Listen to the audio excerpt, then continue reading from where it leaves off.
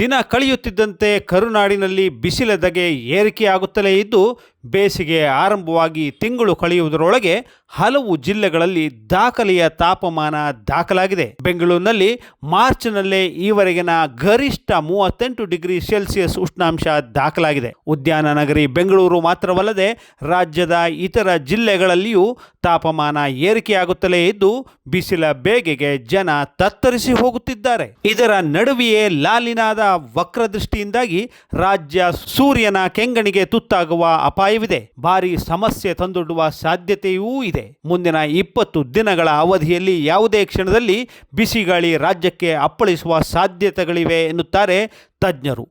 ಇತ್ತೀಚಿನ ದಿನಗಳಲ್ಲಿ ಎಲ್ಲ ಕಡೆ ಎಲ್ಲರಲ್ಲೂ ಚರ್ಚೆ ಆಗ್ತಿರ್ತಕ್ಕಂಥ ಒಂದು ವಿಷಯ ಅಂದರೆ ಬಿಸಿಲು, ತಾಪಮಾನ ಎಲ್ಲ ಕಡೆ ಹೆಚ್ಚಾಗ್ತಿದೆ. ಅದರಿಂದ ಅದರ ಪರಿಣಾಮಗಳನ್ನು ಜನರು ಚರ್ಚೆ ಮಾಡ್ತಾ ಇರ್ತಕ್ಕಂಥದ್ದು ನಾವು ಸಾಮಾನ್ಯವಾಗಿ ನೋಡ್ತಾ ಇದ್ದೀವಿ. ಈ ಬಿಸಿಲಿನ ಅಥವಾ ತಾಪಮಾನಕ್ಕೆ ಏರಿಕೆಗೆ ಹಲವಾರು ಕಾರಣಗಳಿದೆ. ಅದೇ ರೀತಿ ಅದರ ಪರಿಣಾಮ ಕೂಡ ಹಲವು ವಿಧವಾಗಿರುತ್ತೆ. ಕಾರಣಗಳು ಈ ತಾಪಮಾನ ಹೆಚ್ಚಾಗೋದಕ್ಕೆ ಏನೇನಿದೆ ಅಂತ ನೋಡುವಾಗ ಪ್ರಪಂಚದಾದ್ಯಂತ ಈ ತಾಪಮಾನ ಜಾಗತಿಕ ಹವಾಮಾನ ಬದಲಾವಣೆಯಿಂದ ಆಗ್ತಿರ್ತಕ್ಕಂಥದ್ದು ಒಂದು ಭಾಗ ಆದರೆ, ಸ್ಥಳೀಯವಾಗಿ ಅಥವಾ ಪ್ರಾದೇಶಿಕವಾಗಿ ನಾವು ಭೂಬಳಕೆ ಮಾಡ್ತಿರ್ತಕ್ಕಂಥ ರೀತಿ, ಅಂದರೆ ಕೆರೆ ಕಟ್ಟೆಗಳು ಕಡಿಮೆ ಆಗಿರ್ತಕ್ಕಂಥದ್ದು ಅಥವಾ ಸಸ್ಯರಾಶಿ ಕಡಿಮೆ ಆಗಿರ್ತಕ್ಕಂಥದ್ದು ಅಥವಾ ನಾವು ಬಳಸ್ತಕ್ಕಂಥ ವಾಹನಗಳಿರ್ಬೋದು, ಇಂಧನಗಳ ಬಳಕೆ ಇರ್ಬೋದು, ಅಥವಾ ನಾವು ಬಳಸ್ತಕ್ಕಂಥ ಕಟ್ಟಡಗಳ ವಿನ್ಯಾಸ ಇರ್ಬೋದು, ಅದನ್ನು ನಾವು ಹೇಗೆ ಬಳಸ್ತಾ ಇದ್ದೀವಿ, ಹೇಗೆ ಅದು ನಿರ್ಮಾಣ ಮಾಡ್ತಾ ಇದ್ದೀವಿ, ಅದರಲ್ಲಿರ್ತಕ್ಕಂಥ ಅಂಶಗಳು ಯಾವ್ಯಾವುದು ಇದಕ್ಕೆ ಈ ತಾಪಮಾನ ಹೆಚ್ಚಾಗೋದಕ್ಕೆ ಬಹಳಷ್ಟು ಪೂರಕವಾಗಿರ್ತಕ್ಕಂಥ ಸ್ಥಿತಿಯನ್ನು ನಾವು ಇಡೀ ದೇಶದಲ್ಲಿ, ಇಡೀ ಪ್ರಪಂಚದಲ್ಲಿ ನಾವು ಇದನ್ನು ನೋಡ್ತಾ ಇದ್ದೀವಿ. ನಾವು ಬರೀ ನಮ್ಮ ದೇಶಕ್ಕೇ ಸೀಮಿತವಾಗಿ ನೋಡೋದಾದರೆ ಇಡೀ ಭಾರತದಾದ್ಯಂತ ಇತ್ತೀಚಿನ ದಿನಗಳಲ್ಲಿ ತಾಪಮಾನ ಎಲ್ಲ ಕಡೆ ಹೆಚ್ಚಾಗ್ತಿರ್ತಕ್ಕಂಥದ್ದು ನಾವು ನೋಡ್ತಾ ಇದ್ದೀವಿ. ಕಳೆದ ವರ್ಷ ನೋಡಿದರೆ ದೆಹಲಿಯಲ್ಲಿ 48, 49, 50 ಡಿಗ್ರಿ ದಾಖಲಾಯಿತು ಅನ್ನೋದನ್ನು ನಾವು ಕಂಡ್ವಿ. ನಾನೇ ಕಂಡಂತೆ ಬಿಹಾರದಲ್ಲಿ 48, 49 ಡಿಗ್ರಿಯನ್ನು ನಾವು ದಾಖಲೆ ಮಾಡ್ತೀವಿ. ಒಂದು ದಿವಸ ಔರಂಗಾಬಾದ್ ಜಿಲ್ಲೆಯಲ್ಲಿ ಒಂದು ಹವಾಮಾನ ಕೇಂದ್ರದಲ್ಲಿ 48, 49 ಡಿಗ್ರಿಯನ್ನು ನಾವು ದಾಖಲೆ ಮಾಡಿದ್ವಿ. ಇದರ ಪರಿಣಾಮ 2 ರಿಂದ 14 ದಿನಗಳ ಅವಧಿಯಲ್ಲಿ ತೀವ್ರತರವಾದಂಥ ಉಷ್ಣಾಲೆ ಜನರನ್ನ ಕಾಡಲಿದೆ. ಉತ್ತರ ಮಾರುತಗಳು ಬೀಸದೇ ಇರುವುದೇ ಇದಕ್ಕೆ ಕಾರಣ. ಈಗಾಗಲೇ ಉತ್ತರ ಭಾರತದ ಹಲವು ರಾಜ್ಯಗಳಲ್ಲಿ ಉಷ್ಣಾಂಶ ಮಿತಿ ಮೀರಿದ್ದು ದೆಹಲಿ ತತ್ತರಿಸಿ ಹೋಗಿದೆ. ಬಿಹಾರ, ಒಡಿಶಾ, ಪಂಜಾಬ್, ದೆಹಲಿ, ಹರಿಯಾಣ, ಗುಜರಾತ್ ಹಾಗೂ ರಾಜಸ್ಥಾನಗಳಲ್ಲಿ ಹೀಟ್ ವೇವ್ ಅಬ್ಬರಿಸುತ್ತಿದೆ.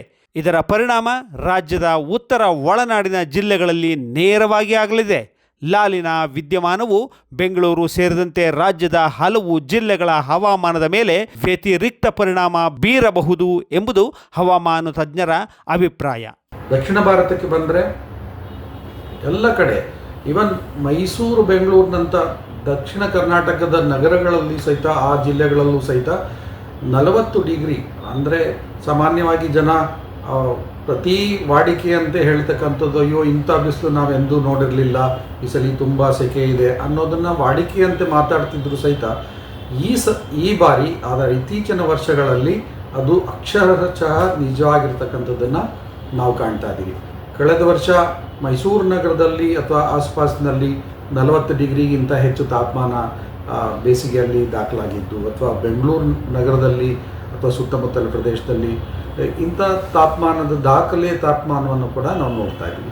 ಭಾರತೀಯ ಹವಾಮಾನ ಇಲಾಖೆ ನೀಡಿರುವ ಮಾಹಿತಿಯ ಪ್ರಕಾರ ಮುಂದಿನ 1 ವಾರದಲ್ಲಿ ರಾಜ್ಯದಲ್ಲಿ ಉಷ್ಣಾಂಶ ತೀವ್ರವಾಗಿ ಏರಲಿದೆ.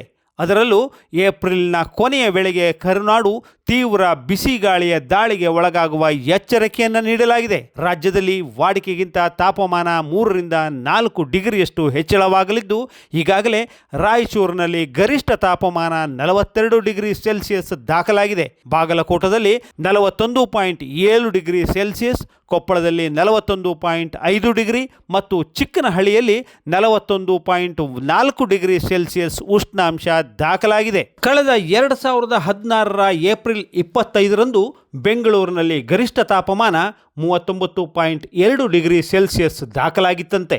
ಅದನ್ನು ಹೊರತುಪಡಿಸಿದರೆ ಈ ವರ್ಷವೇ ಅತಿ ಹೆಚ್ಚು ಉಷ್ಣಾಂಶ ದಾಖಲಾಗಿದೆ ಎನ್ನುತ್ತಾರೆ ಹವಾಮಾನ ತಜ್ಞರು. ಇದನ್ನೆಲ್ಲ ನೋಡಿದಾಗ ಬೇರೆ ಬೇರೆ ರಾಜ್ಯಗಳಲ್ಲಿ ದೇಶದಾದ್ಯಂತ ಈ ತಾಪಮಾನ ಏರಿಕೆಯಿಂದ ಕಾರಣದಿಂದಾಗಿ ಉಷ್ಣ ಅಲೆ ಅನ್ನೋದು ಒಂದು ವಿಪತ್ತು ನಮ್ಮನ್ನೆಲ್ಲ ಕಾಡ್ತಿದೆ.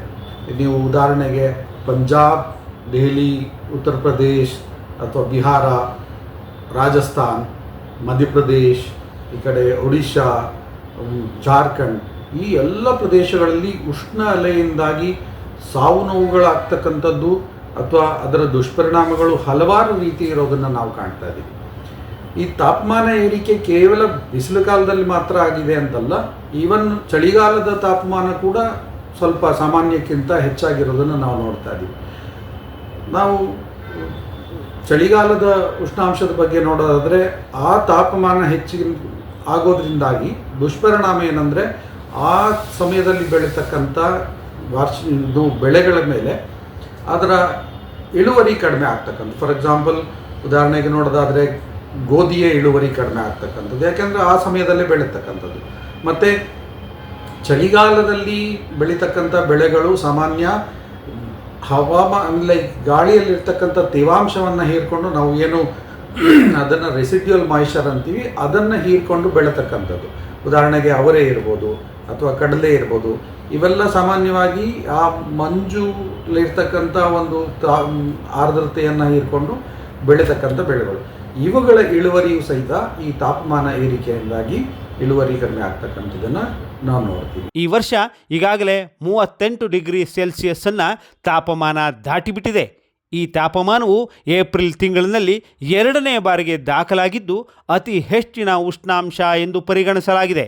ಮಾತ್ರವಲ್ಲ, ಏಪ್ರಿಲ್ನಲ್ಲಿ ನಗರದಲ್ಲಿ ದಾಖಲೆಯ 1 ಮಿಲಿಮೀಟರ್ನಷ್ಟು ಬೇಸಿಗೆಯ ಮಳೆ ಸಹ ಸುರಿದಿರುವುದು ಇದೇ ಮೊದಲು ಎನ್ನುತ್ತಾರೆ ಹವಾಮಾನ ತಜ್ಞರು. ರಾಜ್ಯದ ಬಹುತೇಕ ಭಾಗಗಳಲ್ಲಿ ಮೇ 5ರವರೆಗೆ ಹವಾಮಾನ ಇಲಾಖೆ ಹೀಟ್ ವೇವ್ನ ಅಲರ್ಟನ್ನು ನೀಡಿದೆ.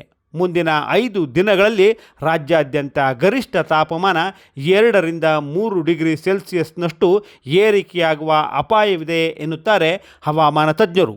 ಅದೇ ಮುಂದುವರೆದು ಬೇಸಿಗೆ ಕಾಲ ಬಂದಾಗ ಈ ಉಷ್ಣಾಲೆಯ ಹೊಡೆತದಿಂದಾಗಿ ಹಲವಾರು ರೀತಿಯ ದುಷ್ಪರಿಣಾಮಗಳನ್ನು ನಾವು ಜನರ ಮೇಲೂ ಇರ್ಬೋದು, ಪ್ರಾಣಿ ಪಕ್ಷಿಗಳ ಮೇಲೆ ಇರ್ಬೋದು, ಕೃಷಿಗಳ ಬೆಳೆಗಳ ಮೇಲೆ ಇರ್ಬೋದು, ಅದು ಆ ಋತುಮಾನದ ಬೆಳೆ ಮಾತ್ರ ಅಲ್ಲ, ವಾರ್ಷಿಕ ಬೆಳೆ ಮೇಲೆ ಅಥವಾ ಬಹುವಾರ್ಷಿಕ ಬೆಳೆಗಳ ಮೇಲೆ ಬಹಳಷ್ಟು ದುಷ್ಪರಿಣಾಮವನ್ನು, ಅವುಗಳನ್ನು ಸಸ್ಯಗಳನ್ನೇ ನಾಶ ಆಗುವಂಥ ಸ್ಥಿತಿ ಬರ್ಬೋದು ಅಥವಾ ಇಳುವರಿ ಬಹಳಷ್ಟು ಕುಂಠಿತವಾಗುವಂಥದ್ದು, ಇವುಗಳನ್ನ ನಾವು ನೋಡ್ತೀವಿ. ಫಾರ್ ಉದಾಹರಣೆಗೆ ಅಡಿಕೆ ಬೆಳೆ ಅಥವಾ ತೆಂಗಿನ ಬೆಳೆ ಮೇಲೆ ಪರಿಣಾಮ ಬೀರ್ತಕ್ಕಂಥದ್ದು, ಬಾಳೆಯ ತೋಟಗಳ ನಾಶ ಆಗ್ತಕ್ಕಂಥದ್ದು ಅಥವಾ ದಾಳಿಂಬೆ ಬೆಳೆ ಮೇಲೆ, ಈ ರೀತಿಯ ಹಲವಾರು ತಾಪಮಾನ ಏರಿಕೆಯಿಂದಾಗಿ ಬೆಳೆಗಳ ಮೇಲೆ ಒಂದು ರೀತಿಯ ಪ್ರಭಾವ ಇದ್ರ ಮೇಲೆ ಇದ್ದೇ ಇರುತ್ತೆ.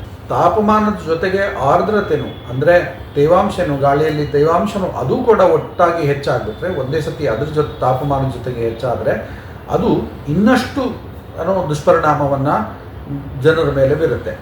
ಅದಕ್ಕೆ ನಾವು ಹೀಟ್ ಇಂಡೆಕ್ಸ್ ಅಂತ ಕರಿತೀವಿ. ಅದಿದ್ದಾಗ ಆ ಥರ ಆರ್ದ್ರತೆನೂ ಹೆಚ್ಚಾಯಿತು, ತಾಪಮಾನವೂ ಹೆಚ್ಚಾಯಿತು ಒಂದೇ ಸಮಯದಲ್ಲಿ ಅಂದಾಗ ನಮಗೆ ಏನಂದರೆ ಉಸಿರಾಡೋದು ಕೂಡ ಕಷ್ಟ ಆಗ್ತಕ್ಕಂಥ ಪರಿಸ್ಥಿತಿ ಬರುತ್ತೆ. ಈಗಾಗಲೇ ನಮ್ಮೆಲ್ಲರ ಅನುಭವಕ್ಕೆ ಬಂದಿರುವಂತೆ ಈ ವರ್ಷ ರಾಜ್ಯದಲ್ಲಿ ಬೇಸಿಗೆಗೂ ಮುನ್ನವೇ ವಾಡಿಕೆಗಿಂತ 3-4 ಡಿಗ್ರಿಯಷ್ಟು ತಾಪಮಾನ ಹೆಚ್ಚಳವಾಗಿ ಬಿಟ್ಟಿತ್ತು. ರಾಜ್ಯದಲ್ಲಿ ಸಾಮಾನ್ಯವಾಗಿ ಫೆಬ್ರವರಿಯಲ್ಲಿ 25 ರಿಂದ 26 ಡಿಗ್ರಿ ಸೆಲ್ಸಿಯಸ್ ಉಷ್ಣಾಂಶ ದಾಖಲಾಗುತ್ತಿತ್ತು. ಆದರೆ ಈ ಬಾರಿ 30 ಡಿಗ್ರಿಗೂ ಅಧಿಕ ಉಷ್ಣಾಂಶ ಆ ಅವಧಿಯಲ್ಲಿ ಇತ್ತು. ಮಾರ್ಚ್ ಮೊದಲ ವಾರದವರೆಗೂ ಚಳಿ ರಾಜ್ಯವನ್ನು ನಡುಗಿಸುತ್ತಿತ್ತು. ಆದರೆ ಈ ವರ್ಷ ಫೆಬ್ರವರಿ ಕೊನೆಯ ವಾರದಲ್ಲೇ 28 ಡಿಗ್ರಿ ಉಷ್ಣಾಂಶ ದಾಖಲಾಗಿ ಅವಧಿಗೂ ಮುನ್ನವೇ ಬೇಸಿಗೆ ಆರಂಭವಾಗಿದೆ. ವಿಶೇಷವೆಂದರೆ ಕಳೆದ ಅವಧಿಯಲ್ಲಿ ಮಳೆ ಚಳಿ ಎರಡೂ ರಾಜ್ಯವನ್ನು ಕಾಡಿತ್ತು. ಅದೇ ರೀತಿ ಈ ಬಾರಿಯ ಬೇಸಿಗೆಯೂ ಸಹ ಕರುನಾಡನ್ನು ಕಂಗೆಡಿಸುವುದರಲ್ಲಿ ಅನುಮಾನವಿಲ್ಲ ಎನ್ನುತ್ತಾರೆ ಹವಾಮಾನ ತಜ್ಞರು. ಈಗೇನೋ ಕಳೆದೊಂದು ವಾರದಲ್ಲಿ ಕೆಲವೆಡೆ ತುಸು ಮಟ್ಟಿಗಿನ ಮಳೆಯಾಗಿದ್ದು ರಾಜ್ಯ ತಂಪಗಾಗಿರುವಂತೆ ಕಂಡುಬರುತ್ತಿದೆ. ಆದರೆ ಹಾಗೆಂದು ಸಮಾಧಾನ ಪಟ್ಟುಕೊಳ್ಳುವ ಅಥವಾ ಸಂತಸ ಪಡುವ ಯಾವುದೇ ಪ್ರಮೇಯ ಇಲ್ಲ ಎನ್ನುವುದು ದುರದೃಷ್ಟಕರ. ಇಂಥ ಲಘು ಮಳೆಯೂ ಸಹ ವಾತಾವರಣದಲ್ಲಿನ ತಾಪಮಾನವನ್ನು ಹೆಚ್ಚಳ ಮಾಡಲಿದೆ. ಬೇಸಿಗೆಯ ವಿಪರೀತ ಬಿಸಿಲಿಗೆ ಕಾದು ಬೆಂಕಿಯುಂಡೆಯಂತಾಗಿದ್ದ ಭೂಮಿಗೆ ಏಕಾಏಕಿ ತುಸುವೆ ಮಳೆ ಬೀಳುವುದರಿಂದ ಧಗೆ ಇನ್ನಷ್ಟು ಹೆಚ್ಚಾಗಲಿದೆ. ಮಳೆ ಬಿದ್ದ ಒಂದೆರಡು ದಿನಗಳ ಕಾಲ ಹೀಗೆ ಹ್ಯೂಮಿಡಿಟಿಯಲ್ಲಿ ವ್ಯತ್ಯಾಸ ಕಾಣಿಸಿಕೊಳ್ಳುತ್ತದೆ ಎನ್ನುವುದು ತಜ್ಞರು ಹೇಳುವ ಮಾತು. ದಿಢೀರನೆ ತಾಪಮಾನ ಹೆಚ್ಚಳವು ಇದಕ್ಕೆ ಸೇರಿಕೊಂಡು ಹೀಟ್ ವೇವ್ ಅಥವಾ ಬಿಸಿ ಗಾಳಿಗೆ ಕಾರಣವಾಗುತ್ತದೆ. ಇದು ತೀರಾ ಅಪಾಯಕಾರಿಯಾಗಿದ್ದು ಮುಂದಿನ 3 ದಿನಗಳ ಕಾಲ ಇಂಥ ಹೀಟ್ ವೇವ್ಗೆ ರಾಜ್ಯ ತುತ್ತಾಗುವ ಅಪಾಯವಿದೆ ಎಂದು ತಜ್ಞರು ಎಚ್ಚರಿಸಿದ್ದಾರೆ. ಸದ್ಯಕ್ಕೆ ಬೆಂಗಳೂರು, ದಕ್ಷಿಣ ಕನ್ನಡ, ಉಡುಪಿ ಮತ್ತು ಉತ್ತರ ಕನ್ನಡ ಜಿಲ್ಲೆಗಳಲ್ಲಿ ಬಿಸಿ ಮತ್ತು ಆರ್ದ್ರದ ವಾತಾವರಣ ಇದೆ. ಆದರೆ ಯಾದಗಿರಿ, ವಿಜಯಪುರ, ಚಿಕ್ಕಮಗಳೂರು, ಕೊಡಗು, ಮೈಸೂರು, ಬೆಳಗಾವಿ, ಬಾಗಲಕೋಟ, ರಾಯಚೂರು ಜಿಲ್ಲೆಗಳಲ್ಲಿ ಹಾಗೂ ಬೆಂಗಳೂರಿನ ಸುತ್ತಮುತ್ತಲ ಕೆಲವು ಭಾಗಗಳಲ್ಲಿ ಕಳೆದ ವಾರದ ಲಘು ಮಳೆಯಿಂದಾಗಿ ತುಸು ತಂಪಿನ ವಾತಾವರಣ ಇರುವುದು ನಿಜ. ಇದರ ಬೆನ್ನಲ್ಲೇ ಉತ್ತರ ಒಳನಾಡಿನ ಜಿಲ್ಲೆಗಳಾದ ಬೀದರ್, ಗುಲ್ಬರ್ಗ, ವಿಜಯಪುರ, ಯಾದಗಿರಿ, ರಾಯಚೂರು, ಬಾಗಲಕೋಟ, ಬೆಳಗಾವಿ, ಗದಗ್, ಬಳ್ಳಾರಿ, ವಿಜಯನಗರ, ದಾವಣಗೆರೆ, ಚಿತ್ರದುರ್ಗ, ತುಮಕೂರು, ಕೋಲಾರ ಹಾಗೂ ಚಿಕ್ಕಬಳ್ಳಾಪುರ ಜಿಲ್ಲೆಗಳಲ್ಲಿ ಬಿಸಿ ಗಾಳಿಯ ಎಚ್ಚರಿಕೆ ರವಾನೆಯಾಗಿದೆ. ಹಾಗಾಗಿ ರಾಜ್ಯ ಮೈ ಮರೆಯುವಂತಿಲ್ಲ. ಈಗಾಗಲೇ ಮುನ್ನೆಚ್ಚರಿಕಾ ಕ್ರಮಗಳನ್ನು ಕೈಗೊಂಡು ಬರಲಿರುವ ಅಪಾಯವನ್ನು ಎದುರಿಸಲು ನಾವೆಲ್ಲ ಸಜ್ಜಾಗಬೇಕಿದೆ.